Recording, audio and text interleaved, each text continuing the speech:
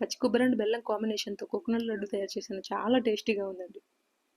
ముందుగా కొబ్బరిని తీసుకొని చిన్న చిన్న పీసెస్గా కట్ చేయాలి. తర్వాత ఈ కట్ చేసి పెట్టుకున్న ముక్కలను వాటర్ బౌల్లో వేసుకొని కడుక్కొని, తర్వాత ఒక మిక్సీ జార్ తీసుకొని దాంట్లో ఇవి వేసుకొని దాంట్లోనే ఆ మిక్సీ బౌల్లోనే 2 యాలకులు వేసి గ్రైండ్ చేసుకోవాలి. యాలకులు వేయడం వల్ల మంచి ఫ్లేవర్ని ఇస్తుందండి. నెక్స్ట్ కొన్ని డ్రై ఫ్రూట్స్ని తీసుకొని చిన్న చిన్న పీసెస్గా కట్ చేసి గ్యాస్ మీద ఒక ప్యాన్ పెట్టి దాంట్లో కొంచెం నెయ్యి వేసి ఈ కట్ చేసి ఉంచిన డ్రై ఫ్రూట్స్ను లైట్గా వేయించాలి. నెక్స్ట్ అదే ప్యాన్లో 1/3 వంతు కొబ్బరికి బెల్లం తీసుకొని దాంట్లో కొన్ని వాటర్ వేసి కరిగించాలి. ఈ బెల్లం పాకం వచ్చిందా లేదా అని టెస్ట్ చేసుకోవాలంటే ఒక వాటర్ ఉన్న బౌల్ తీసుకొని దాంట్లో ఈ పాకాన్ని వేస్తే అది ఉండలాగా వచ్చిందంటే పాకం రెడీ అయినట్టేనండి. తరువాత ముందుగా గ్రైండ్ చేసి ఉంచిన కోకోనట్ మిశ్రమాన్ని అండ్ వేయించిన డ్రై ఫ్రూట్స్ని ఈ పాకంలో వేసి కలపాలి.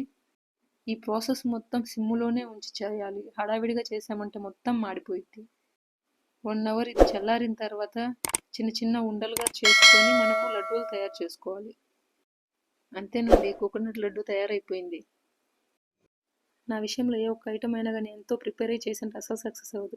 ఎటువంటి ప్రిపరేషన్ లేకుండా చేసినంటే చాలా బాగా వచ్చింది. ఈ లడ్డు విషయంలో కూడా అలాగే జరిగింది. చాలా టేస్టీగా ఉందండి లడ్డు.